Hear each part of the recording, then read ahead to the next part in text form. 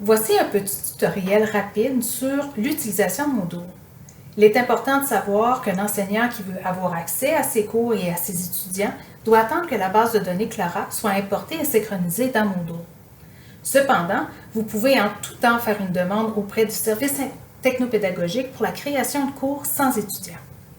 Il est aussi important de savoir que Moodle n'est pas une plateforme encadrée et qu'il n'y a pas de modèle de cours. Vous débutez donc par une page blanche comme celle-ci. Après avoir modifié les paramètres de votre cours et d'avoir sélectionné le format de cours qui correspond à votre pédagogie, vous pouvez maintenant ajouter du matériel. Donc, pour ce faire, vous devez appuyer sur « Activer le mode édition ». Ici, vous pourrez supprimer des sections ou ajouter des sections si vous en manque. Par la suite, vous pourrez ajouter une activité ou une ressource. Il est important de savoir la distinction entre une activité et une ressource. Donc, une activité, c'est une activité que les étudiants vont faire. Comme Moodle est une plateforme pédagogique et que son utilité est de faire travailler les étudiants pour connaître ce qu'ils connaissent. Donc, les activités vont leur permettre de pouvoir savoir ce qu'ils savent. Une ressource, c'est tout simplement quelque chose que je vais mettre à la disposition des étudiants pour qu'ils puissent apprendre des choses. Donc, des dossiers, des fichiers, des livres, des pages web, des liens, etc. Donc, pour qu'ils puissent le faire. Donc, à ce moment-ci, on a tout simplement à sélectionner la ressource ou l'activité voulue pour pouvoir l'ajouter. Donc, si je quitte le mode édition pour ne plus faire de modifications, je peux avoir un aperçu de ce que les étudiants vont voir.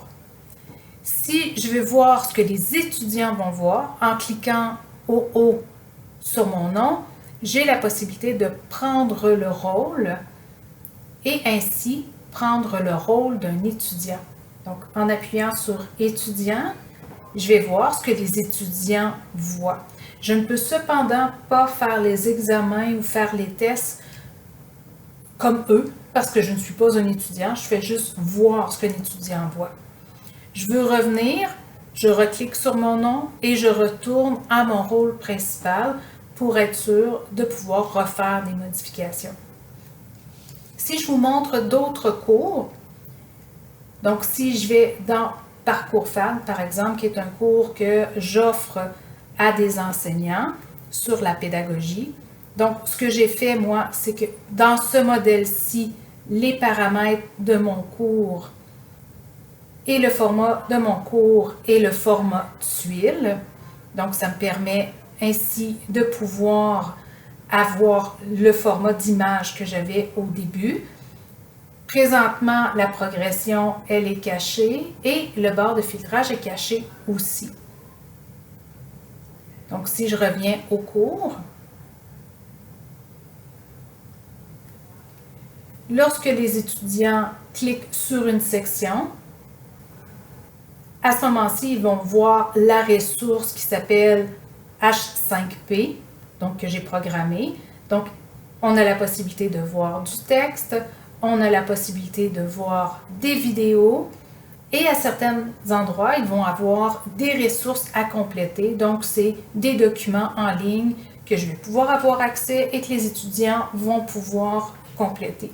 Donc, ça pourrait être des devoirs aussi, ça pourrait être des mots entrecroisés pour le vocabulaire, et ainsi de suite. Si je me glisse dans un autre cours, ici, vous voyez, c'est la formation sur Moodle. Donc, si je vais dans « Activités ou ressources », donc les choses qu'on vient de voir ensemble, donc vous voyez, ici, c'est un autre format. Donc, il y a du texte, il y a des vidéos et il y a aussi des activités et du contenu à voir tout simplement. Donc, tout dépendant comment on décide de programmer et de planifier pédagogiquement notre cours, le cours dans Moodle doit correspondre à votre planification pédagogique. Bien entendu, vous avez le fil Ariane pour pouvoir vous débrouiller et vous déplacer dans tout ça. Et si on y va de façon très rapide, dans les paramètres, vous allez aussi avoir le carnet de notes pour voir les notes de vos étudiants.